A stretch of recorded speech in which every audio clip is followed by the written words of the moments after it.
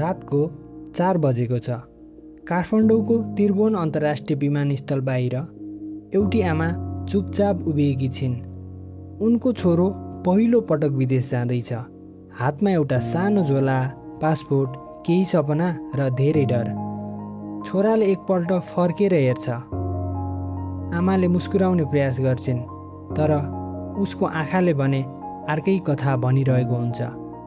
नेपालमा यस्तो दृश्य हरेक दिन दोहोरिन्छ। हरेक दिन सयौं नेपाली आफ्नो परिवार छोडेर विदेश जान्छन्।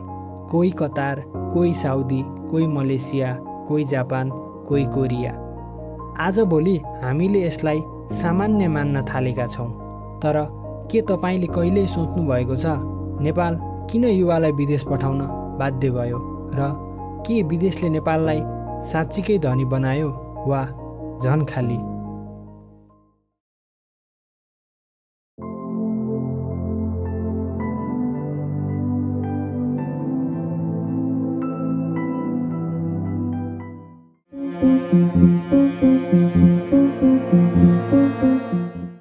विदेश जाने नेपालीको कथा आजबाट सुरु भएको होइन। लगभग 200 वर्ष अघि नेपालका युवाहरू पहिलोपल्ट ब्रिटिस सेनामा भर्ती हुन थाले। त्यसबेला विदेश जानुको अर्थ थियो युद्ध। पछि भारत, त्यसपछि मध्यपूर्व अनि अहिले संसारभर। तर एउटा ठुलो परिवर्तन 1990 पछि आयो।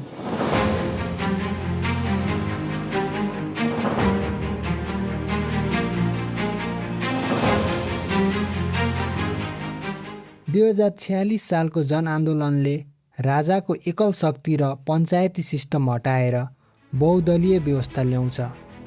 अर्थतन्त्र खुल्ला हुन्छ अनि प्राइभेट सेक्टर बढ्न थाल्छ। तर सँगसँगै वैदेशिक रोजगारीका ढोका पनि खुल्न थाले।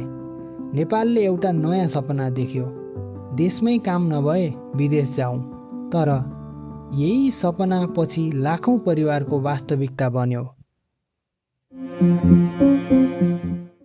90 को दशकपछि Qatar, UAE, Saudi, Kuwait, Oman नेपालका युवाका लागि अवसर बने।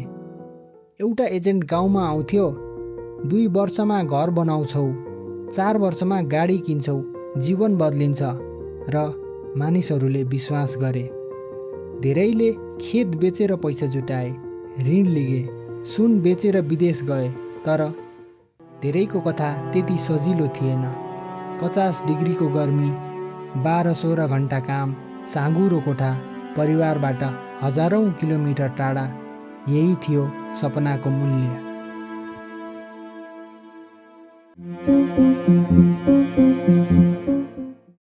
आज नेपालको अर्थतन्त्र रेमिटेन्समा धेरै हदसम्म निर्भर छ। हरेक वर्ष अर्बौं रुपैयाँ नेपाल भित्रिन्छ। यही पैसाले घर बने, विद्यालय पढाइयो, व्यवसाय सुरु भए, देशको विदेशी मुद्रा सञ्चित बढ्यो। तर हरेक सफलताको अर्को पाटो पनि हुन्छ। पैसा आयो तर गाउँ खाली भए, विद्यालयमा विद्यार्थी घटे, बच्चाहरू बाबुआमा बिना हुर्किए, बुढा आमा बुवा गाउँमै एक्लिए, केवल घरहरू बने, घरभित्रका मानिसहरू टाढा भए। हुर्किँदै गरेकी छोरीले बाबाको अनुहार कहिले देख्ने अनि विवाह गरी आएकी श्रीमती श्रीमानसँग जिउन अझै कति कुर्नुपर्ने प्रश्न त्यही छ।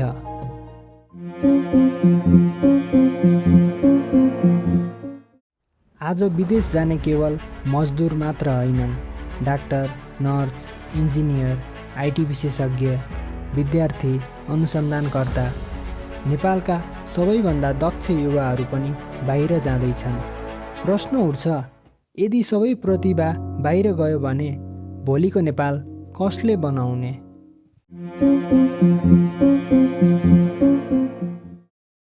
विदेश जाने महिलाको सङ्ख्या पनि बढिरहेको छ।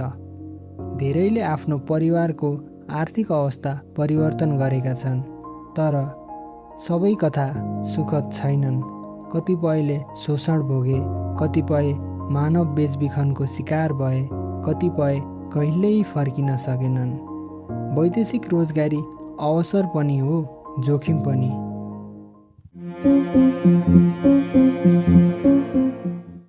2020 अचानक संसार बन्द भयो।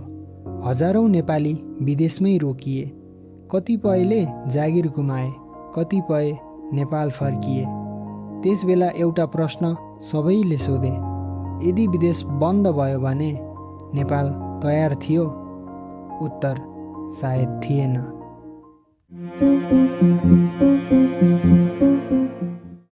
आज पनि हरेक बिहान त्रिभुवन विमानस्थलमा नयाँ अनुहारहरू देखिन्छन्। कोही सपना बोकेर, कोही ऋण बोकेर, कोही परिवार बचाउन, कोही भविष्य खोज्न। नेपालको अर्थतन्त्र अझै पनि उनीहरूको पसिनामा टिकेको छ। तर सधैँका लागि समाधान विदेश हुन सक्दैन। यदि नेपालले आफ्नै युवालाई अवसर दिन सकेन भने नेपालका गाउँदेखि सहर खाली होलान्। देशमा विकास भएन भनेर आन्दोलन गर्न युवा नै नरहलान् अनि देशमै केही गर्ने सोच केवल कहानी बन्ला। देशले रोजगार नदिए केवल पैसा होइन, पुरै एउटा पुस्ता गुमाउनेछ। त्यसैले प्रश्न विदेश जानु हो कि होइन भन्ने होइन, साँचो प्रश्न हो, के कुनै दिन यस्तो नेपाल बन्न सक्छ जहाँ सपना पुरा गर्न आफ्नै देश छोड्न नपरोस्।